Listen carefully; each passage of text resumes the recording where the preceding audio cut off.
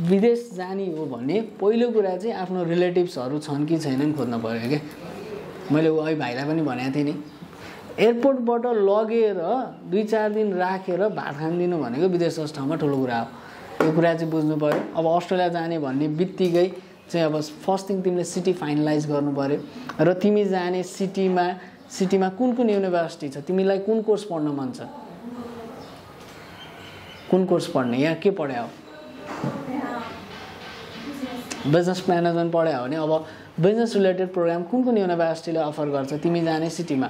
Australia ठुलो छ किनभने अस्ट्रेलियामा मेजर 7-8 वटा सिटी हो, सिडनी, ब्रिस्बेन, एडलेड होइन, मेलबर्न, पर्थ अनि डार्विन, यिनीहरू चाहिँ मेजर सिटिज हो। यो बाहेक अरू सिटिजहरू पनि छन्, तर यो 7-8 वटा सिटीमा तिमी कहाँ जाने भन्ने कुरा तिमीले अहिलेदेखि फाइनल गर्नु पर्यो।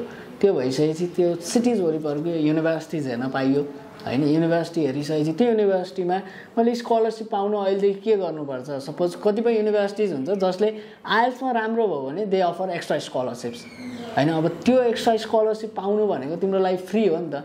फ्रीमा केही कुरा पाइन्छ र त्यो पाउनलाई 1.5 महिना 2 महिना मेहनत गरिन्छ भने वाइ नट। तिमीले $10,000 स्कलरसिप्स पायो भने त नेपाली हाराहारी 9 लाख।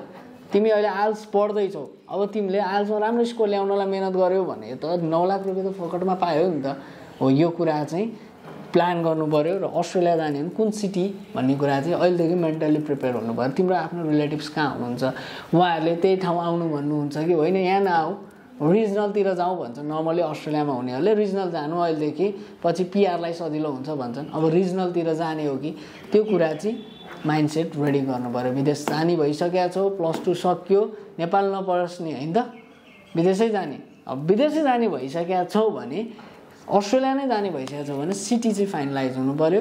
त्यो भने त्यही अनुसारको कोर्स युनिभर्सिटी अहिलेदेखि हामीले हेरेर ढुक्क भएर बस्न पाइन्छ क्या। सो त्यही भएर आइएल्स पढ्दैछु, आइएल्स राम्रोसँग पढ। आइएल्समा राम्रो स्कोर आयो भने पनि स्कलरसिप्सहरू अपर्च्युनिटिजहरू बढ्दै जान्छ। आइएल्स भन्दा पनि एकाडेमिक सिजिपिएले हो स्कलरसिप्स म्याटर गर्ने होइन, तर आइएल्सले नै कुनै कुनै टाइममा प्लस पोइन्ट चाहिँ गरिदिन्छ। त्यही भएर मामा घरबाट को हुनुहुन्छ भन्दै थियो, उहाँहरू कहाँ हुनुहुन्छ एकचोटि त्यो सोध, यहाँ रुपेश सरलाई इन्फर्म गर। त्यो भने अहिलेदेखि युनिभर्सिटी हेरेर बस्ने। अब के हुन्छ भने रिजल्ट आउँछ, रिजल्ट आइसकेपछि मेजर कुरा भनेको तिमीहरूले के बुझ्न जरुरी छ भने इन्टेक। अब अस्ट्रेलियाको मेन इन्टेक भनेको जुन जुलाई र फेब हो होइन, जुन जुलाई र जनवरी फेब्रुअरी इन्टेक हो।